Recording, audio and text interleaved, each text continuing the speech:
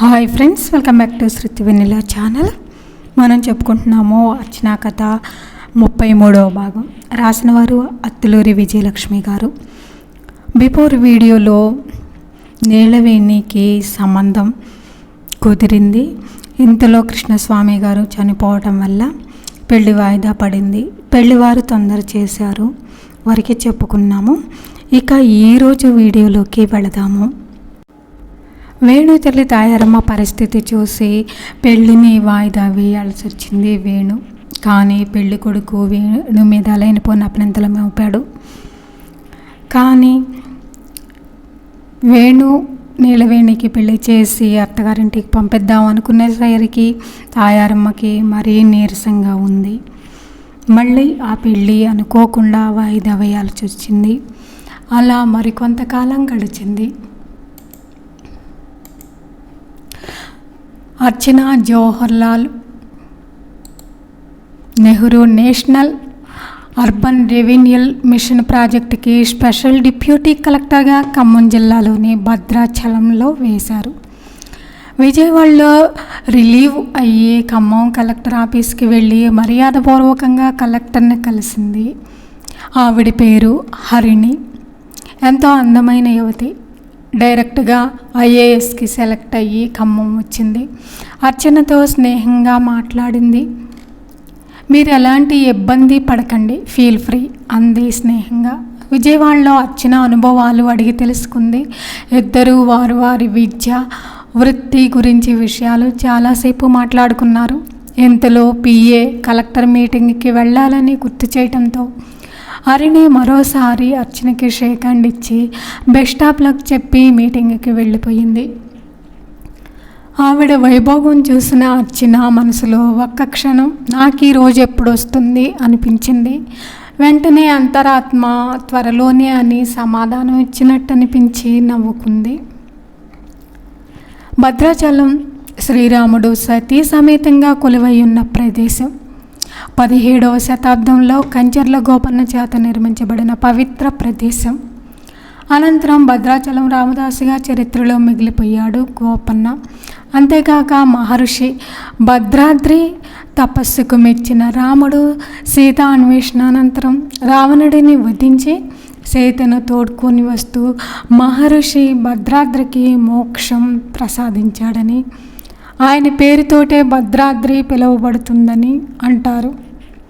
అలాగే పోకలమ్మ తమ్మక్క అనే మహిళకు స్వప్నంలో కనిపించి తన విగ్రహాలు ఆచూకీ తెలిపాడని, అవే నేటి భద్రాచలంలోని విగ్రహాల కథలు. అఫీషియల్ డ్యూటీ మొదలుపెట్టే ముందు రాముడిని దర్శించుకోవాలని పిఏకి చెప్పింది. వెంటనే హట్టహాసంగా ఏర్పాట్లు జరిగాయి. కలెక్టర్ గారు వస్తున్నారు అంటూ అక్కడ ప్రతి వాళ్ళు చేసిన అడావుడి ఆర్భాటం అర్చనకి తమాషాగా అనిపించింది. నడుస్తుంటే కాళ్ళ కింద రెడ్ కార్పెట్ పరచకపోయినా పరిచినంత అడావుడి చేశారు. చుట్టూ విస్తరించిన గోదావరి నది మధ్యలో కొండ మీద వెలిసిన కోదండరాముడు, శ్రీరాముడు, అయోధ్య రాముడు. ఆంధ్రప్రదేశ్లోని పుణ్యక్షేత్రాల్లో తిరుపతి తర్వాత అత్యంత ముఖ్యమైన పుణ్యక్షేత్రంగా పేరు పొందిన భద్రాచలంలో పనిచేసే అవకాశం రావటం అదృష్టం అనిపించింది అర్చనకు. దేశంలోనే అయోధ్య తర్వాత భద్రాచలమే రెండో రామక్షేత్రంగా ప్రసిద్ధి పొందింది. మూల విరాట్టుల విగ్రహాలు పడమటి వైపు తిరిగి ఉన్నాయి. రాముడు పద్మాసనంలో కూర్చొని ఉండి శంఖు చక్రం కుడి చేతిలో చక్రం ఎడం చేతిలో ధరించి మిగతా రెండు చేతుల్లో శూలం బాణం ధరించి ఉన్నాడు. రాముడికి ఎడమ వైపు సీతాదేవి, ఆమెకు ఎడమ పక్కన లక్ష్మణుడు ఉన్నారు. దీపం వెలుగులో వెలిగిపోతున్న విగ్రహాలు సాధారణంగా తూర్పు వైపు పేసు చేసి ఉంటాయి కదా విగ్రహాలు అడిగింది అర్చన ఎంఆర్ఓ సుధాకర్ని. ఇది ఈ ఆలయ ప్రత్యేకత. మూల విరాట్టులో పడమర ప్రవహిస్తున్న గోదావరి నది వైపు చూస్తున్నాయి అన్నాడు సుధాకర్. అలాగా అన్నట్టు తల ఊపింది. ప్రతి శ్రీరామనవమికి టీవీలో సీతారామ కళ్యాణం లైవ్లో చూడటం తప్ప ఇంతవరకే భద్రాచలం రాలేదు. ఈ విధంగా రప్పించాడన్నమాట రాముడు అనిపించింది అర్చనకి. శ్రీరామునికి చూడాలి ఇక్కడ ఉత్సవం చాలా అద్భుతంగా ఉంటుంది అన్నాడు. మళ్ళీ తల ఊపింది అర్చన. ఆమె చూపులు విగ్రహాల వైపు మళ్ళాయి. ఆమెకు ఆ క్షణంలో భక్తిభావం నిలివెల్లా ప్రవహిస్తున్నట్టు అనిపించింది. ఆ పరిసరాల్లో తిరుగుతూ ఆ విగ్రహాలను అంత దగ్గరగా చూస్తుంటే ఒళ్ళు జల్దరించినట్టు అయ్యింది. ఉద్యోగంలో చేరే ముందు తిరుపతి వెళ్ళింది, కానీ ఒకే ఒక్క క్షణం దర్శనం చేసుకోగలిగింది. అప్పటికే అక్కడ వాలంటీర్లు తోసేశారు జరుగు జరుగు అంటూ.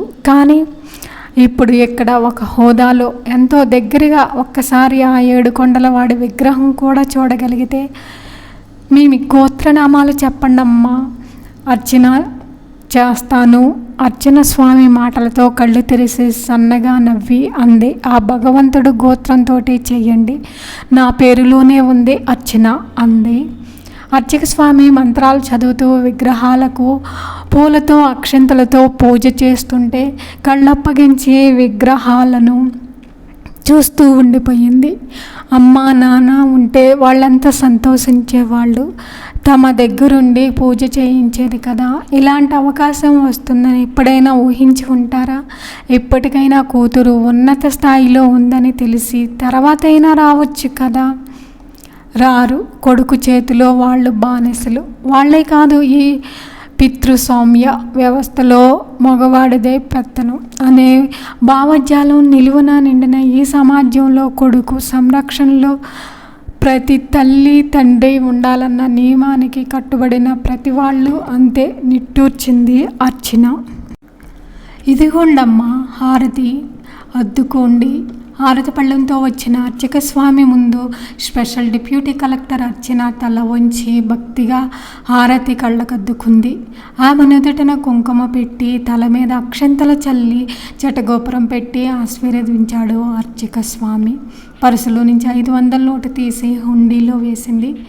ఇవి ఉత్సవ విగ్రహాలు, శ్రీరామనవమికి బయటకి తీసి కళ్యాణం జరిపిస్తాం అని వివరించాడు మరో అర్చక స్వామి. ఆమె గర్భగుడిలో నుంచి బయటికి వస్తుంటే ఆమె వెనకాలే నడుస్తూ అర్చన ఆ విగ్రహాల వైపు చూసింది. కంచు విగ్రహాలు, ఎక్కువగా రద్దీ లేదు. ఎంచేత అంది. తిరుపతిలాగా అస్తమానం రద్దీ ఉండదు మేడం గారు.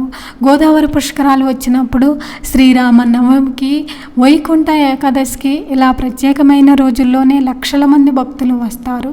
మిగతా రోజుల్లో ప్రశాంతంగా దర్శనం అవుతుంది అన్నాడు ఆయన. రండి మేడం, ఇదిగో అదే సుదర్శన చక్రం అంటూ ఆలయ శిఖరం మీద ఉన్న సుదర్శన చక్రం చూపించాడు సుధాకర్. గుడిలో నుంచి బయటికి రాగానే అర్చన తలెత్తి సుదర్శన చక్రం చూసింది. ఈ చక్రం గోదావరి నదిలో రామదాసుకి లభించిందట అన్నాడు సుధాకర్. అతను చెబుతున్న విషయాలన్నీ తల ఊపుతూ మధ్య మధ్య అలాగా అంటూ మొత్తం ఆవరణం అంతా తిరగసాగింది అర్చన. బాపు చిత్రించిన దశావతారాలు చూసి ముచ్చటపడింది. కళ్యాణం ఎక్కడ జరిపిస్తారో అడిగింది. రండి చూపిస్తాను అంటూ నమ్రతగా ముందుకు దారి తీశాడు అర్చకులు. వారిని అర్చన అనుసరిస్తూ ఆమెను పిఏ ఎంఆర్ఓ మరికొందరు అనుసరించారు. కళ్యాణ మండపానికి తీసుకొచ్చి చూపించాడు అర్చక స్వామి. ఇదేనండి కళ్యాణ మంటపం అని. ఇక్కడ లక్షల మంది ఎలా సరిపోతారు ఆశ్చర్యంగా అడిగింది. నవ్వాడు. మీరు చూసి ఉంటారు కదమ్మా, ఒకళ్ళనొకళ్ళు నెట్టుకుంటూ ఒకళ్ళ మీద ఒకళ్ళు పడుతూ తొక్కుకుంటూ. మీరే చూస్తారుగా, ఇంకో నెలలో శ్రీరామనవమి రానే వస్తుంది అన్నాడు. అర్చన మౌనంగా ఉండిపోయింది. అక్కడి నుంచి బయటికి వచ్చి పర్ణశాలకి వెళ్ళారు. రాముడు దండకారణ్యంలో వనవాసం చేసినప్పటి ప్రదేశంగా చెబుతారు. మొత్తం వనవాసం చిత్రిస్తూ చెక్కిన శిల్పాలు, సీతాదేవి పాదముద్రలు, సీతాదేవి మూర్ఛతో కింద పడిపోయిన విగ్రహం చూస్తూ ఆ శిల్ప చాతుర్యానికి అబ్బురపడిపోయింది. ఎంత బాగున్నాయి, నిలువున జీవంతో కళకళలాడుతున్నాయి. ఓ పక్క నిండుగా ప్రవహిస్తున్న గోదావరి, మరో పక్క పర్ణశాల. నిజంగానే అక్కడ సీతారామ లక్ష్మణులు కొలువై ఉన్నారేమో అనిపించింది. అక్కడి నుంచి కదలబుద్ధి కాలేదు. ఇంకా వేసవికాలం పూర్తిగా మొదలవలేదు. నది నుంచి చల్లగా వీస్తుంది గాలి. ఎండ ఉన్న చొరుక్కమనడం లేదు. చల్లగా హాయిగా ఆహ్లాదంగా ఉంది. కొంచెం ఎక్కువసేపే అక్కడ గడిపింది. రావణాసురుడి విగ్రహం, బంగారు లేడిని చూపిస్తున్న సీత ఎంత బాగుంది. అక్కడి నుంచి జటాయువు పాకకి వెళ్ళారు. రావణాసురుడు సీతాదేవిని అపహరించుకొని వెళుతున్నప్పుడు రావణుడిని అడ్డగించి భీకర పోరాటం సలిపిన జటాయువు రావణుడు దెబ్బలకు రెక్కలు విరిగి కూలబడి అక్కడే రాముడి కోసం ఎదురు చూస్తూ ఉన్నాడని చరిత్ర. అలా పర్ణశాలంతా తిరుగుతున్న అర్చన దగ్గరికి వచ్చి, మేడం లంచ్ టైం అవుతుంది, కొంచెం మెల్లగా నమ్రతగా గుర్తు చేశాడు పిఏ. పదండి గంభీరంగా అంటూ ముందుకు నడిచింది అర్చన. ఆమెని అనుసరించారు పిఏ సుధాకర్. దారిలో అన్నాడు సుధాకర్, రేపు పాపికొండలో పేరంటాల పెళ్ళి, ఇంకా కొన్ని ట్రైబల్ ఏరియాస్ చూడవచ్చు అని. తప్పకుండా ఈరోజు ఆఫ్టర్ లంచ్ ఆఫీస్కి వెడదాం అంది. ఇంకా విజిటింగ్ ఏం లేదు అన్నట్టుగా. కాసేపట్లో కారు ఆమె క్వార్టర్స్ దగ్గర ఆగింది. అర్చన కారు దిగి లోపలికి వెళ్ళిపోయింది. అప్పటికే ప్రసాదాలు తీసుకొచ్చి పెట్టారెవరు. ఆ పూటకి పులిహార, చక్కెర పొంగలి, లడ్డు మొదలైన ప్రసాదాలు లంచ్గా స్వీకరించింది.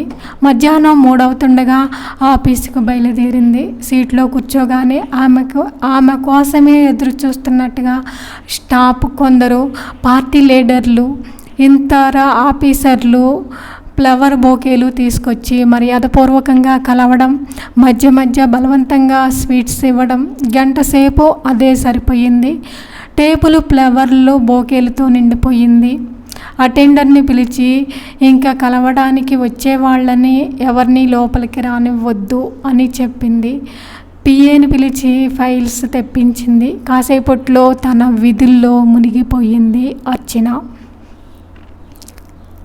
మాధవి పాపాయిని ఎత్తుకొని 3వ నెలలో పుట్టింటి నుంచి వచ్చేసింది. వస్తూనే తాయారమ్మ ఆశీర్వాదం కోసం తీసుకెళ్ళింది. ఆవిడని చూడగానే మాధవి కళ్ళల్లో గిర్రున నీళ్లు తిరిగాయి.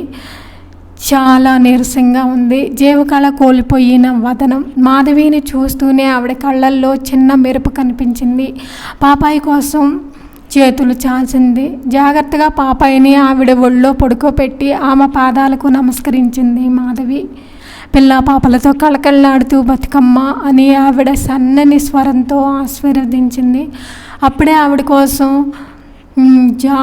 సగ్గుబియ్యం జావ తీసుకొచ్చిన నీలవేణి మాధవిని చూస్తూనే ఆనందంతో పొంగిపోతూ, ఎప్పుడొచ్చావక్క అంటూ జావ గిన్నె టీపాయి మీద పెట్టింది.